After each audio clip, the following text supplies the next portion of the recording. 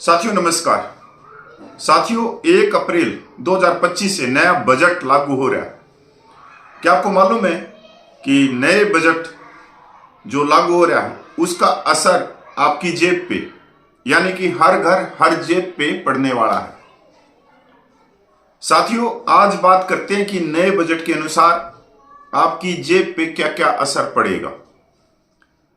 एक तरफ सरकार कहती है कि सबका विकास सबका साथ, और दूसरी तरफ सरकार कुछ ना कुछ खोजती रहती है कि किस तरह से आम आदमी की जेब के ऊपर असर गिरा जाए, जेब से पैसे निकाले जाए। साथियों 1 अप्रैल 2025 से बदल जाएंगे ये 10 बड़े नियम।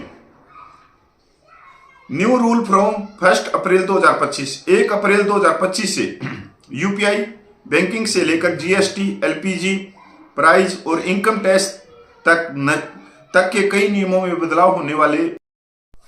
आपके लिए इन नियमों को जानना जरूरी है क्योंकि इनका असर सीधा आपकी जेब पर पड़ेगा। न्यू रूल फ्रॉम 1 अप्रैल 2025। नए फाइनेंशियल ईयर की शुरुआत के साथ ही कई नियमों में बदलाव होने जा रहे हैं जो सीधे आपकी जेब पर असर डाल सकते हैं। 1 अप्रैल 2025 से banking, GST, income tax, digital payment जैसे कई सेक्टर में बदलाव लागू होंगे जिसका असर हर आम नागरिक और बिजनेस करने वालों की जेब पर पड़ेगा। ऐसे में अगर आप पहले से तैयार रहेंगे तो किसी भी परेशानी से बच सकते हैं। आइए जानते हैं 1 अप्रैल 2025 से लागू होने वाले 10 बड़े बदलाव में। यूपीआई नियम में बदलाव। आप सब जानते हो कि आजकल जो जेब में हम केस लेके घूमते थे तो आजकल हम मोबाइल लेके घूमते हैं और जितनी भी पेमेंट करनी होती है बाजार में किसी भी सामान के लिए तो हम मोबाइल से करते हैं, तो उसके भी नियम में बदलाव होने जा रहा है।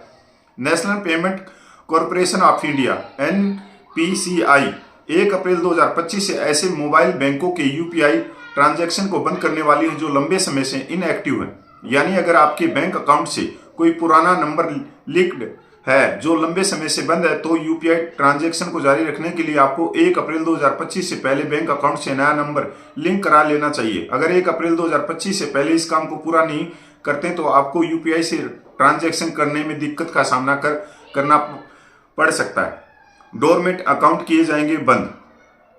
1 अप्रैल 2025 से NPCI national payment corporation of India fraud और फिशिंग स्कैम को रोकने के लिए पिछले 12 महीने में इस्तेमाल न किए गए यूपीआई आईडी को डिसेबल कर देगा। जो यूजर अपनी डोरमेंट यूपीआई आईडी को फिर से एक्टिव नहीं करते हैं वे उन्हें पूरी तरह से खो सकते हैं। इसलिए बिना किसी रुकावट के डिजिटल पेमेंट करने के लिए आपको डोरमेंट यूपीआई आईडी को फिर से एक्टिव करना होगा। नंबर 3, अब एफडी होगी ज्यादा फायदेमंद। अगर आप फिक्स डिपॉजिट में निवेश करते हैं तो आपके लिए एक अच्छी खबर है। 1 अप्रैल से एफडी, आरडी और इस तरह की दूसरी सेविंग स्कीम पर बैंक 1 लाख रुपए तक के ब्याज पर टीडीएस नहीं काटेगा। ध्यान दें कि यह लिमिट सीनियर सिटीजन के लिए तय की गई है। उनके लिए पहले से यह लिमिट 50,000 रुपये थी जिसे बढ़ाकर अब 1 लाख रुपये कर दिया गया है। वहीं दूसरे निवेशकों को भी राहत दी गई है। उनके लिए इस लिमिट को 40,000 रुपये से बढ़ाकर 50,000 रुपये कर दिया गया है। यानी सीनियर सिटीजन को एफडी पर अगर 1 साल में 1 लाख रुपये तक इंटरेस्ट मिलता है तो उस पर कोई टीडीएस नहीं कटेगा। सीनियर सिटीजन के लिमिट को सीधा डबल कर दिया गया है जिससे उन्हें काफी फायदा होगा। नंबर 4, सेविंग अकाउंट और एफडी इंटरेस्ट रेट में बदलाव। कई बैंक 1 अप्रैल से सेविंग अकाउंट और एफडी की ब्याज दरों में बदलाव करने जा रहे हैं। जो SBI bank, HDFC bank, Indian bank, Punjab and Sindh bank और आईडीबीआई बैंक जैसे कई बैंकों ने अपनी एफडी और स्पेशल एफडी के इंटरेस्ट रेट में बदलाव किया। नंबर 5, डिविडेंड पाने के लिए पैन आधार करना होगा लिंक। अगर आपके पैन आधार लिंक नहीं है तो 1 अप्रैल से आपको स्टॉक्स पर डिविडेंड नहीं मिलने वाला। इसके साथ ही कैपिटल गेम पर टीडीएस की कटौती बढ़ जाएगी और आपको फॉर्म 26S में भी कोई क्रेडिट भी नहीं मिलेगा। डीमेट म्यूचुअल फंड अकाउंट के नियम होंगे कड़े। 7, सेविंग अकाउंट में मिनिमम बैलेंस रखना जरूरी। 1 अप्रैल से अगर आपके सेविंग अकाउंट में मिनिमम बैलेंस नहीं है तो बैंक आप पर जुर्माना लगा सकते हैं। विभिन्न बैंकों की मिनिमम बैलेंस लिमिट अलग अलग हो सकती है, इसलिए जुर्माने से बचने के लिए अपने बैंक की पॉलिसियों को समझना जरूरी है। आपको आश्चर्य होगा पिछले 5 साल में बैंकों ने मिनिमम जो बैलेंस नहीं था अकाउंट से जुर्माने के रूप में 8500 करोड़ रुपया कमाया है।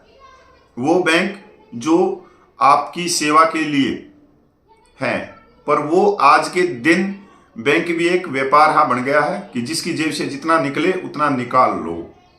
और जुर्माने के रूप में 8500 करोड़ रुपये बैठे बैठे ने कमाया है बैंकों ने पिछले 5 साल में।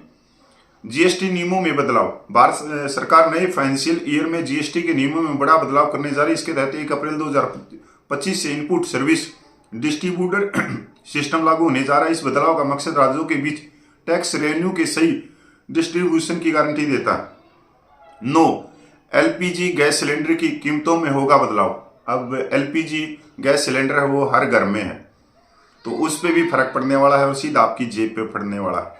जैसा कि आपको पता कि हर महीने की शुरुआत में एलपीजी गैस सिलेंडर की कीमतों को पहले रिव्यू किया जाता है और फिर उसमें संशोधन किया जा रहा है। 1 अप्रैल से तेल कंपनियां घरेलू और कमर्शियल गैस सिलेंडर की कीमतों में बदलाव कर सकती है, जिसका सीधा असर आपकी जेब पर पड़ेगा।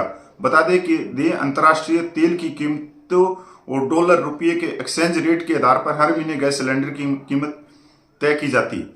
नए टैक्स नियम होंगे लागू। 2025-26 में मिडिल क्लास को इनकम टैक्स में बड़ी राहत दी थी। 1 अप्रैल 2025 से सालाना 12 लाख रुपए तक की आय टैक्स फ्री होगी, लेकिन यह राहत केवल उन्हीं कर्मचारियों को मिलेगी जो नए टैक्स रिजिम को चुनते हैं। आधिकारिक तौर पर 1 अप्रैल से शुरू होगा, यानी अब से नया टैक्स सिस्टम डिफॉल्ट होगा और जो नौकरी पेशा वाले हैं उनको 75,000 रुपये का स्टैंडर्ड अलग से छूट मिलेगी। साथियों, अभी इसमें जो माननीय निर्मला सीतारमण जी ने जो कहा था कि मिडिल क्लास को सबसे ज्यादा छूट मिल रही है, 12 लाख के इनकम टैक्स की छूट, तो मैं समझता हूं कि मिडिल क्लास किसको सरकार मानती है। अभी आप देखो, हमारा जो ऑनरेडी कैप्टन है उसकी जो पुराने वाले हैं उनकी बेसिक पेंशन है 43,000 के करीब, और अगर हम उनका डीए भी मिला लेते हैं तो 68,000 के करीब हो जाता है, और पूरे 12 महीने का उसका पेंशन और डीए मिला के तकरीबन 8 लाख रुपया ले रहा है एक ऑनरेडी कैप्टन। तो मिडिल क्लास सरकार पता नहीं किसको मान रही है।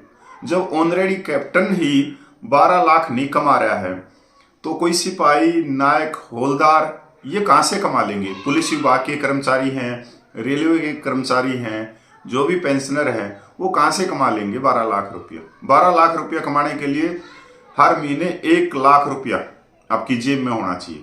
तो एक तरह से जो कहते हैं मध्यम परिवार को छूट है, तो मध्यम परिवार की आमदनी 12 लाख है ही नहीं। सीधा सा बहुत सारी चीजों पे आम आदमी की जेब पे फर्क पड़ेगा और आम आदमी की जेब से ये टैक्स के रूप में पैसा निचोड़ेंगे और भाई दूसरे किसी का भला करेंगे। ये बड़े बदलाव हैं कि जो बैंकों में है वो उसको आप देख लेना, अपना मिनिमम बैलेंस का, सारी चीज़ों का। वैसे तो जो डिफेंस सैलरी पैकेज है उसमें 0 बैलेंस का है, पर अगर कोई दूसरा अकाउंट है जो दूसरे बैंक में है आपका, अगर उसमें मिनिमम बैलेंस नहीं है तो वहाँ भी आप लोगों पे असर पड़ेगा। मतलब जो पे कमीशन आया नहीं है उससे पहले ही कि जितना आपको फायदा पे कमीशन में मिले, उससे पहले ही ऐसे स्लैब लेके आ जाओ कि कुछ बचे खुचे हैं उसमें से कुछ 12 लाख पे पूछ जाते हैं, तो उसमें से वापस वो टैक्स के रूप में जमा कर दे। तो मैं नहीं मानता कि 12 लाख रुपया कोई कम आ रहा है। जब ऑनरेडी कैप्टन है, गजेटेड ऑफिसर है, सेकंड रैंक का वैसे हो जाता है, तो वही नहीं कमा रहा, तो और कौन कमा रहा है? कौन सा नौकरी पेशा वाला है जो ऑन सर्विस को तो छोड़ के, और ऑन सर्विस में भी अगर देखें तो सूबेदार तक वो भी नहीं कमाते होंगे 12 लाख, 1 लाख तो उनका भी नहीं पड़ता होगा सारा का सारा। तो नमस्कार, जय हिंद साथियों। अगर अच्छी लगी हो तो धन्यवाद बोलना और कमेंट पक्का करना। मैं पूर्व सैनिक कपिल खोजी।